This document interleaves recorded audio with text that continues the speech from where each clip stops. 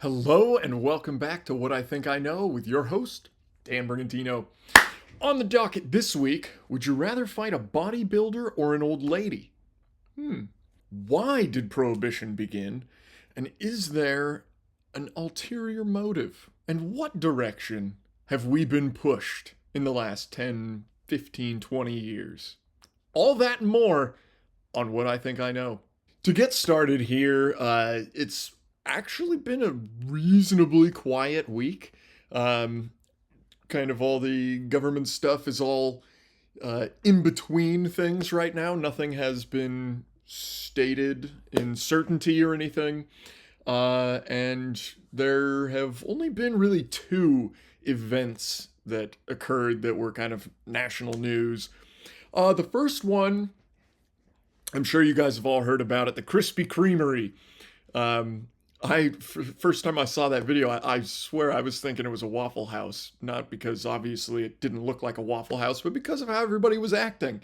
A very funny thing, and this is one of the a really important piece of this story is this is why it's good to wait. You don't just see a video and immediately go, "Ah, that's what happened." Then you gotta wait, and you gotta wait for more information to come out and all that.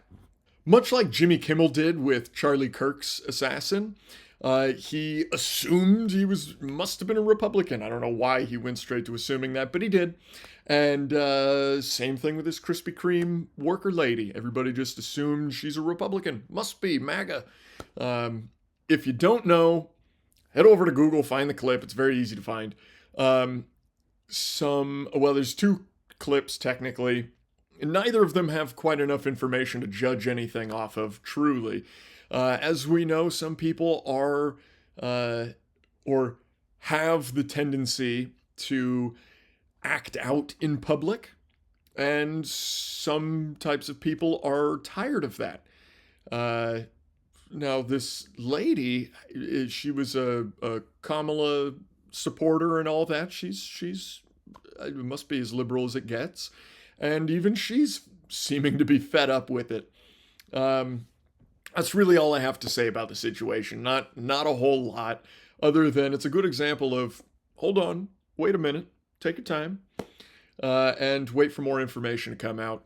If anything does in the future, great. If not, yeah, I kind of don't expect anything to come out, and we're all going to be just kind of stuck in this like, oh, well, was she a racist? Was she this? Was she that? Anyway, don't waste too much time on it. It's not an important story. One story that is incredibly important is up in Oregon, a fella was wandering down the street and wandered past a white man and pulled out a knife and decided, well, I'll just poke a hole in this white fella here. Right? And then the white man goes, "Oh, God, what the hell is that? What's wrong with you, you N-word?" As anybody would do. See, most people at that point, and I'm sure he was wishing he could, but at that point, that's when you draw your firearm and you end the threat there. Call the fella names if you want. When you stab somebody, you lose all rights of any kind, civil, whatever, doesn't matter. Okay? When you stab somebody, you are now showing yourself to be incapable of being a human out on the streets. If you're going around randomly stabbing strangers or maybe lighting them on fire on a train, you have proven yourself to not be worthy of the world we live in together. You can go live in a cell somewhere, perhaps. Personally, I would prefer, at least I know if anybody's seen one of my episodes before, I am into capital punishment and make it public. I want everybody to see what crime does, or what punishment from crime could be. Because currently, especially here in California, nothing.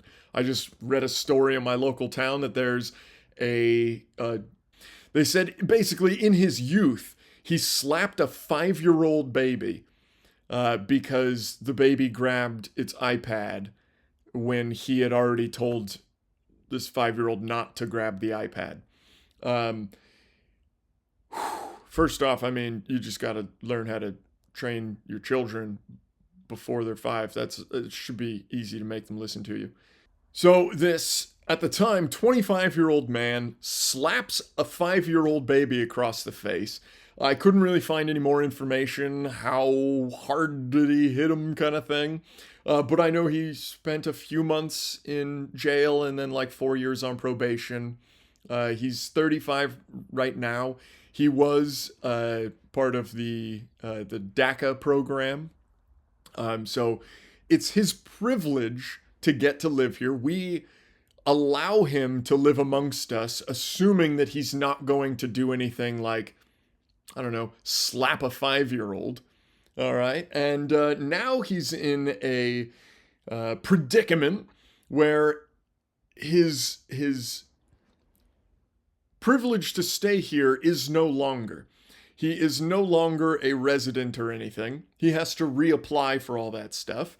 But the news says that they've talked to him, and he said apparently that he's kind of waffling.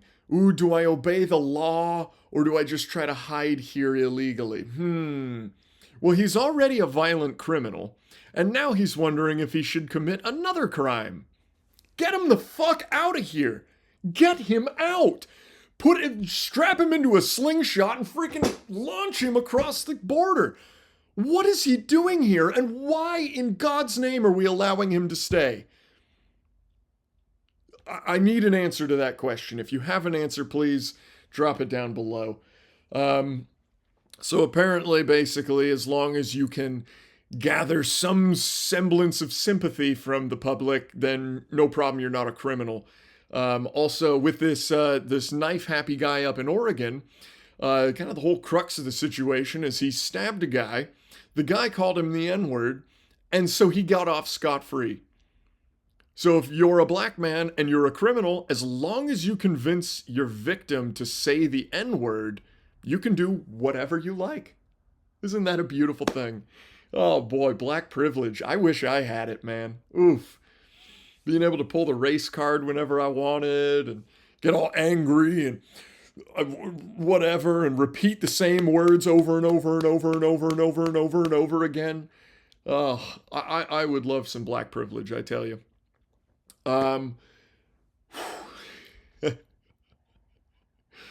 Anyway, stay strapped. California is going to make that as difficult as it can.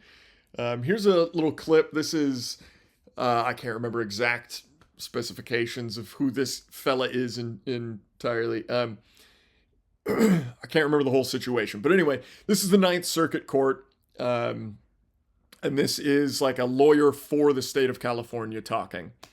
Is there any indication that suppressors are actually used for criminal purposes or it enhances criminal purposes?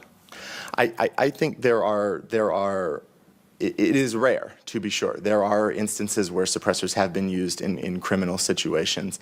But again, I don't think that's the relevant analysis, because I think the same thing could have been said about large capacity magazines, which were widely owned and yet rarely used for mass shooting criminal purposes. So if they're not arms, the analytical framework would just be, just rational basis?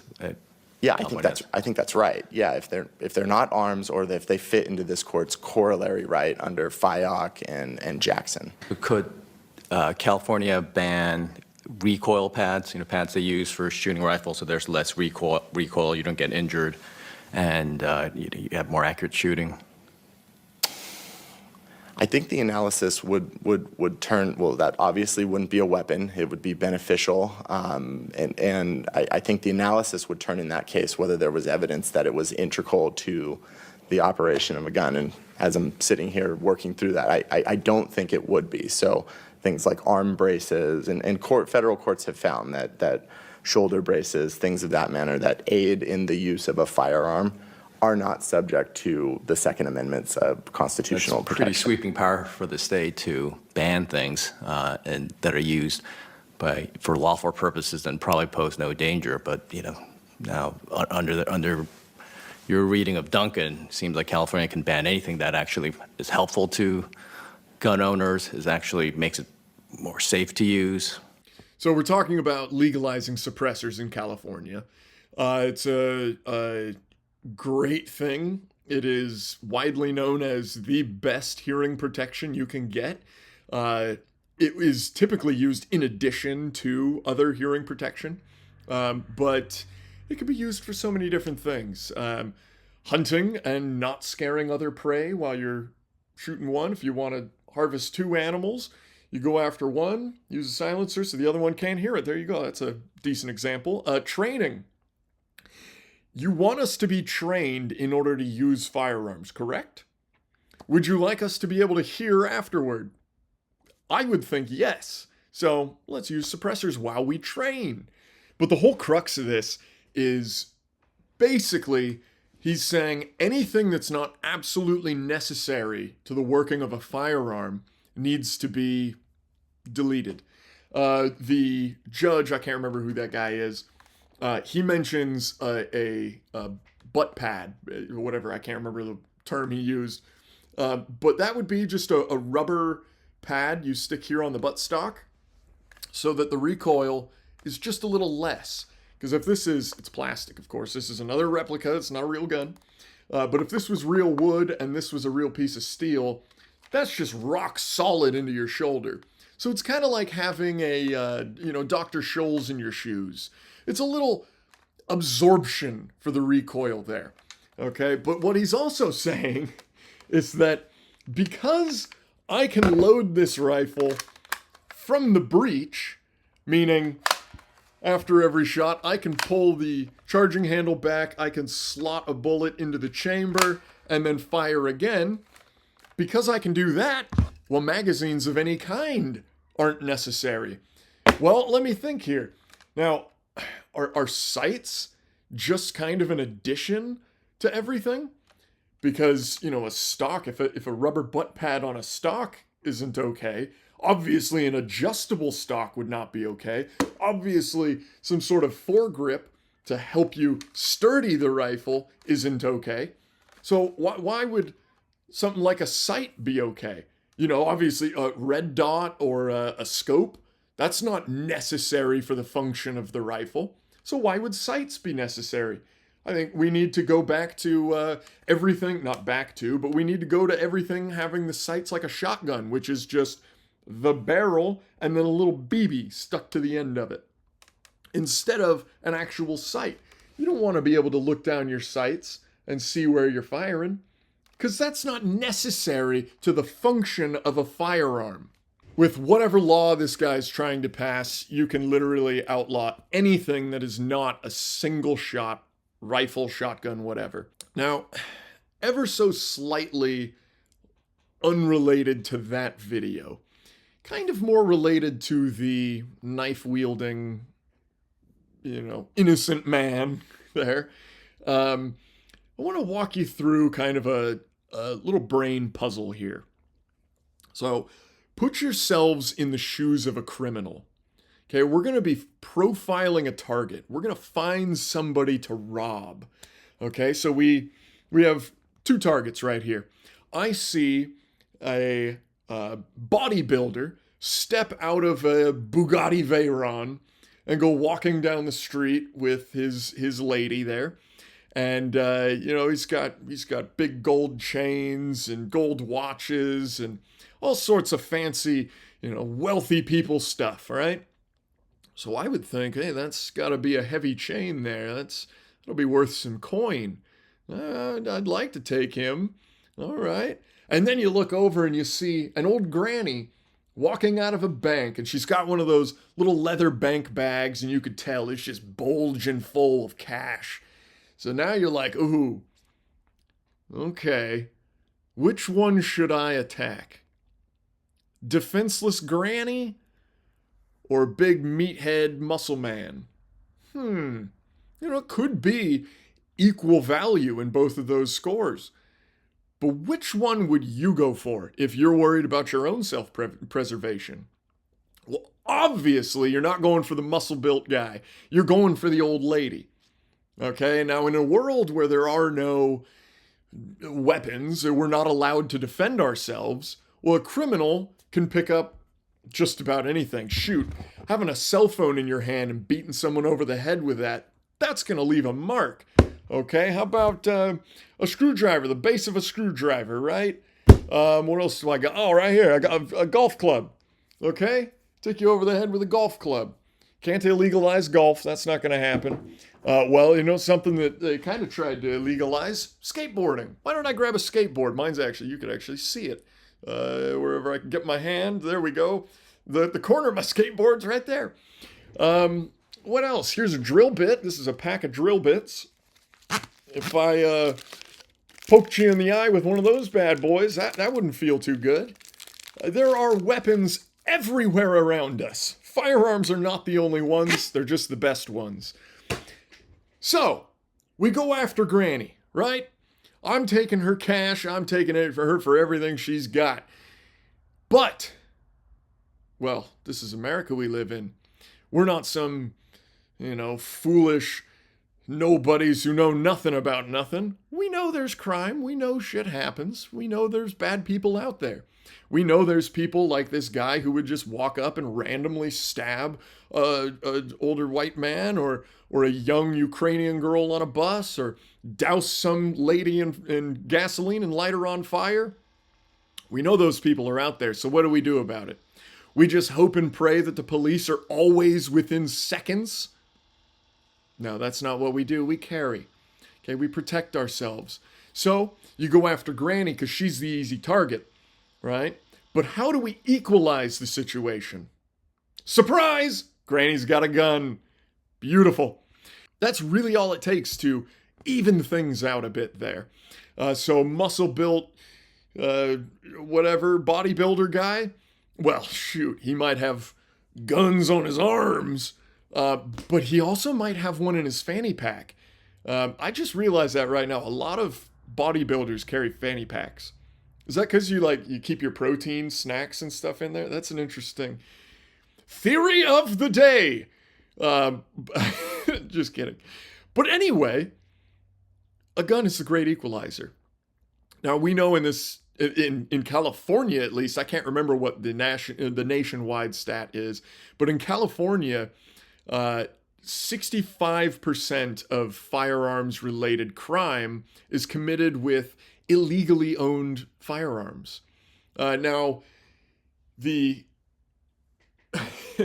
the category of crime is enormous. It covers everything from premeditated murder to like suicide type of stuff. So 65% really is probably more like 100%, or 95% at least, where only a very, very few people commit crimes with legally owned firearms. That includes all the, school shooters and whatnot. Most of them, the vast majority of them, steal them from their parents kind of thing. That would be considered an illegally owned firearm or illegally possessed firearm. Okay, so the more you do to illegalize firearms, the more you do for the criminals. Just like making theft under $950 not a felony. It's just a misdemeanor. Oh, I'm sorry. You must have been so hungry you had to steal those Nikes. You must be so hungry. Yeah, it's ridiculous. Criminals do crime. They're not so much in the business of following the law, kind of in the name. But what are you going to do? In California, we're just going to sit back and hope that we don't get stabbed or whatever. Yeah, sounds good to me. Good idea. Interlude to a bit of fun. We have what do you call it? Secret Santa kind of thing going on at work. And the person I'm buying presents for is a lady, and she requested a certain store. And this is on their bag. Now, obviously, I know what it's trying to say. It's trying to say that they are fighting animal testing. But it kind of looks more like a brand name, that we are fighting animal and we do testing. Like, why would they put the bunnies they're fighting? They're hares, actually. They're not rabbits, they're hares. But why would they put fighting, literally fighting animals? Isn't like dog fighting a crime and whatnot? I'm sure hare fighting is a crime as well. But that's hilarious. Moving on. We have a little talk about prohibition. Now, this sort of is my theory of the day, but also it's 100% true.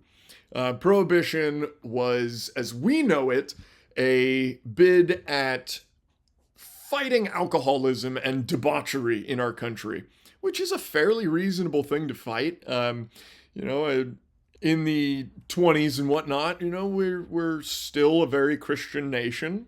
We would like to keep our people as safe and sane as we can. We haven't started fighting ourselves just yet, until really prohibition starts. That was kind of, in my mind, at least one of the biggest fights against the people. Now, for those who don't know, the first cars they ran off all kinds of different stuff. The first actual machines that like moved themselves were all steam engines and things like that. They did have electric cars before they had internal combustion cars. If you don't know what internal combustion is, really quickly, it's an explosion that happens inside something. Combustion internally. That's the way our engines work. The piston comes up, pressurizes the fuel and air mixture, adds a spark, there's an explosion, and boom. Or diesel, you compress everything until it's so squished in there that it ignites itself, and boom. That's how we create propulsion. The arm comes down, and you can see my elbow would be like rotating around the crankshaft, and that makes a spinning motion, which is basically what we use for everything and anything. If it is electric, it is just an electric motor, the same motor that was in your RC car as a kid, or, whatever.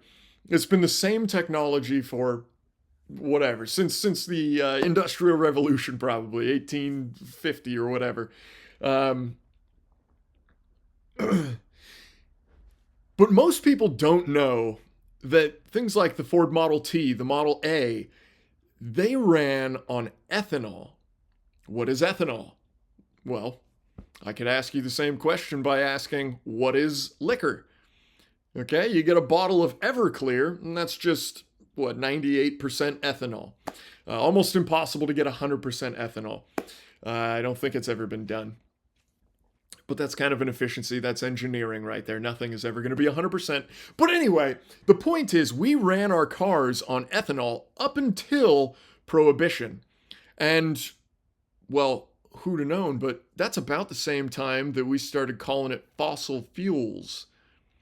So pretty much everybody who had a car had a alcohol or ethanol still in their backyard. They would just make their own fuel at home. Getting lubricant was perhaps a little bit more difficult, but there's still plenty of natural ways we can get lubricant. That's one reason I believe hemp is still illegal, or to a point illegal, because you can get lubricants out of hemp. You can get a lot of stuff out of it. It's an incredible plant. And no, I'm not a doobie pothead guy just because I have long hair and I believe that hemp is a useful tool.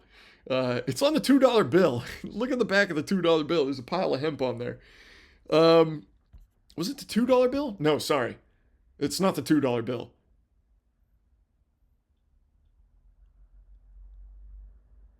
I don't remember what bill it was. Shoot. Well, anywho, on one of our pieces of currency, there's a bundle of hemp on it. It doesn't really matter. But our founding fathers were growing hemp because they knew how useful it was. Clothing, oils, and all that stuff, I'm not entirely sure how much I believe in the whaling industry being that prevalent because of hemp oils. I think that might have just been scrubbed. That's its own theory of the day.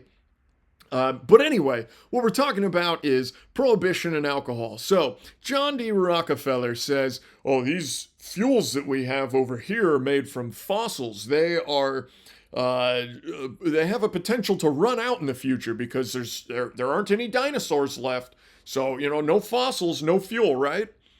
Wrong, obviously. You could talk to a bunch of oil folk about that, but yeah, when they tap out a spot that they were drilling for oil, well, all they have to do is wait a few years and it refills with oil. Magic. Yeah, it's an organic thing. It's not some dangerous. Well, I mean, I guess like consuming it would be dangerous, and obviously it's flammable. That's also can be considered dangerous. But anyway, it's not a fleeting resource. We have plenty of it. So essentially, the theory of the day, which has actually truly already been confirmed by many people, prohibition was not to prevent alcoholism, but instead it was to prevent us using ethanol in our vehicles. Mythbusters, I just watched this. This was kind of out of the blue, but I just watched this the other day. They were running. I can't remember. There was a Camaro. It doesn't matter what cars they were, but they were running some like 2007 or 8. No, was that when they weren't making the Camaro? Doesn't matter. Again, they were using a modern car and running it just on Everclear. It's a beautiful thing. Alcohol, the best thing ever. There's a reason it was one of man's first inventions. But anywho, that's the theory of the day. Rockefeller created the term fossil fuels and pushed prohibition to get us all off of using ethanol in our cars so that they could jack up the prices. In some more fun news, very much unrelated to anything we've talked about. Well, that's not entirely true, but mostly unrelated. Still deals with a bunch of stupid people. Pantone, a paint company. I don't really know much about them. I just heard the uproar. Pantone picked its color of the year, and it was it's called Cloud Dancer, and they say it. They say it's a symbol of calm in a hectic society. And it is a fairly calm color. It's kind of like an off-white, I'd call it like a bluish white sort of thing. It's a very soft, calm color. But of course, it's white. So that's a no-go for me. And it's a no-go for these ladies here. Hey, Pantone, you're fired. You really chose white in these times? You're fired. This is Katie Rogers Feng Shui. I know the danger of that kind of messaging, and I'm not having it. And it is severely lacking pigment. It's white. Not a good look. The optics of this. Now, Pantone says that they chose Cloud Dancer as their color because it's a clean slate. But without action or change to this administration that we're going to be subjected to for the next 3 years, I feel like this color is gaslighting me because how can I be calm? Seriously, again, just flip the script, okay? What if their favorite color was ebony? Would anybody be outraged about that? No, just because it's a shade of white. What if it was tan?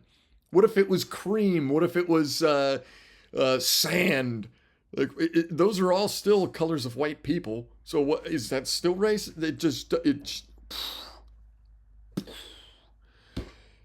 Oh, okay. Well, I mean, honestly, I don't really have anything more to say about that, so let's carry on.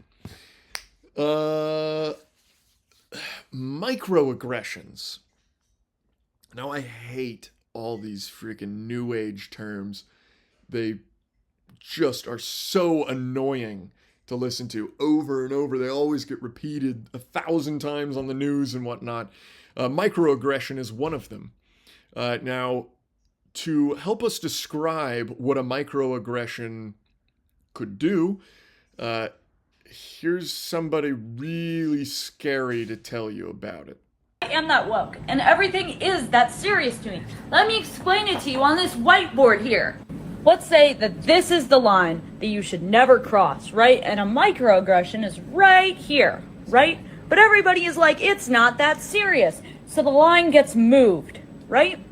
And then slowly, over time, we are just excusing things and letting that line get pushed and pushed and pushed further and further back. And look at where we are. We started here and we ended here. We have ended more extreme than we started because of complicity. And that's not just a hypothetical. That's what's been happening within the last 10 to 20 years and has resulted in a more extreme society than what we started out with. So you're saying, like, when the hippies attacked? How about, like, climate change hysteria for the last 30 years? Well, maybe it's okay. They just want to get married. It's not going to be a slippery slope. Well, I mean, gays can get married, so why can't we chop off kids' genitalia? You know? Oh, why don't we just open the border wide open? It's simple. Why don't we just pull out of Afghanistan and leave thousands and, well, not thousands, but millions and perhaps several $billion worth of military equipment in the hands of the enemy? Why don't we just do that? Oh, Maui only costs $40 billion to repair? Well, why don't we send $200 billion to Ukraine? Yeah. Now, I do apologize. I am colorblind. So I'm pretty sure that's red and I'm pretty sure that's blue. And I tried to make that kind of a purple. I hope that works out for you. But that's where microaggressions have gotten us. The radical right is only inches from what 10 to 20 years ago was central. Do you understand how it works now? I hope so. I've been alluding to making this for a long time. I've mentioned it in like 4 different episodes, but I finally did. Hers might be a better example, but I like mine. It's got color. Not that I can see the color anyway, but it's fun. So it would appear that the microaggressions she's referring to are coming from her. So why don't we just get real aggressive on one side, huh? Why don't we take our space back? Why don't we go from being over here to being over here? Why don't we give that a try? That's real different. I wouldn't mind seeing that myself personally, but truthfully, I don't know. I don't think it's healthy. I think this is kind of where we should be, where we were for most of the time. Well, that's not even true because forever we've been fighting this losing battle against the liberals, and there is no turning around now. Well, there is a little bit of turning around, but anyway, this isn't even the right thing.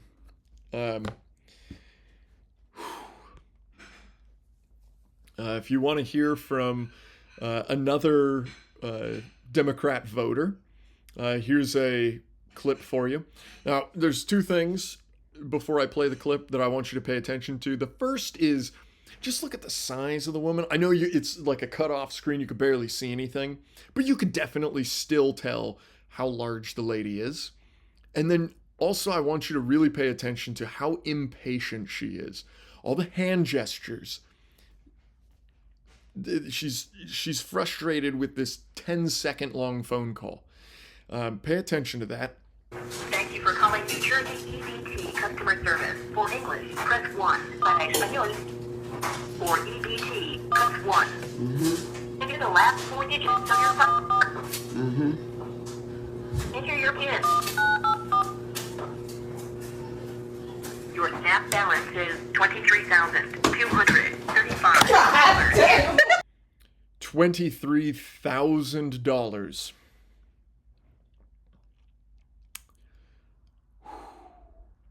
$23,000. Holy cow. That's unbelievable. Now, there is one time in my life where I did use EBT. It was a process. I was moving and in between jobs. It was a very hard time for me. I think we collected something totaling $350. over the 2 months. I think it was about $130 that I got every month, something like that. And I think I did it 2 months. I could be wrong on those numbers. I can't remember. It was a number of years ago. But the point is, once I got another job, well, I ended that program because I didn't need it anymore. I wish I would have gotten 25 grand off, or nearly $23,000. That's incredible. And you know damn well she hasn't just been saving all that up over time. No, these are coming in big chunks. That's unbelievable. Wow. That's what our country's coming to. It's a interesting thing to say the least. Like I said last week, I think 100% shut it all down, stop it entirely, and give a very small portion of money to groups like Salvation Army who have actual food banks. Because you don't give the homeless guy cash because he's going to buy drugs with that. I've got a few episodes back, that I played a bunch of clips of people saying like, "Oh man, they're stopping EBT. Where am I going to get my weed money from?" Or like, "How am I going to get my nails done?" Things like that. It's asinine. That's my money, man. I've been paying into taxes since I was like 14 or 15. And you're just squandering it on nonsense. So, get rid of SNAP entirely. Give a bit of money to an actual food bank like Salvation Army. They have, you could go once a week or twice a week. I can't remember what exactly it was. I think it was like every Tuesday and Friday or something. And you go there, you tell them, "I have a fridge," and then you could get perishable items, milk, eggs, butter, all that sort of stuff. Or you tell them, "No, I don't have a refrigerator," and they'll load you up with canned goods, things that won't go bad, things that you could leave just in a backpack overnight, not a fridge. They will feed the crap out of you, Salvation Army will. It's an incredible organization. They deserve all that money. They will do a lot better with it. Of course, I would say let's keep very stringent tabs or a very close eye on them because anything that starts getting a lot of money is going to be a magnet for corruption. But I think that's a much better way to do it because, like I said, you don't give the homeless guy cash because he's just going to buy drugs. You go in the store and you buy him a burger. Okay? Simple as that. Alternately, you could at the very least just take a look at your records and see how much you're paying people. That might work too, because then you'll see, oh, we sent $23,000 checks to this woman. Or, $4,500 checks. Like, it's just, that's unbelievable. Maybe she has 37 children. Maybe that's what it is. I highly doubt it, but maybe. Next thing I have for you is second to last here. I just want to play this clip and remind you, because we haven't mentioned anything regarding Muslims or Islam in this episode. So just listen when they tell you, because he's telling you straight to your face. Always can come with the same accusations. This speaker supports death penalty for homosexuals. This speaker supports death penalty for this crime or that. He is homophobic. They subjugate women, etc., etc., etc. It's the same old stuff coming all the time. And we always try to tell them, I always try to tell them that, look, it's not that speaker that we're inviting who has these extreme radical views, as you say. These are general views that every Muslim actually has. Every Muslim believes in these things. Just because they're not telling you about it, or just because they're not out there in the media, doesn't mean they don't believe in them. Again, he's telling you straight to your face. There's no excuse not to believe it this time. All right. And looks like it's going to be a little bit of a shorter show. We've made it to the end. Our hero of the week. This week's hero of the week is Lee Zeldin, and I can't remember the name of the other guy.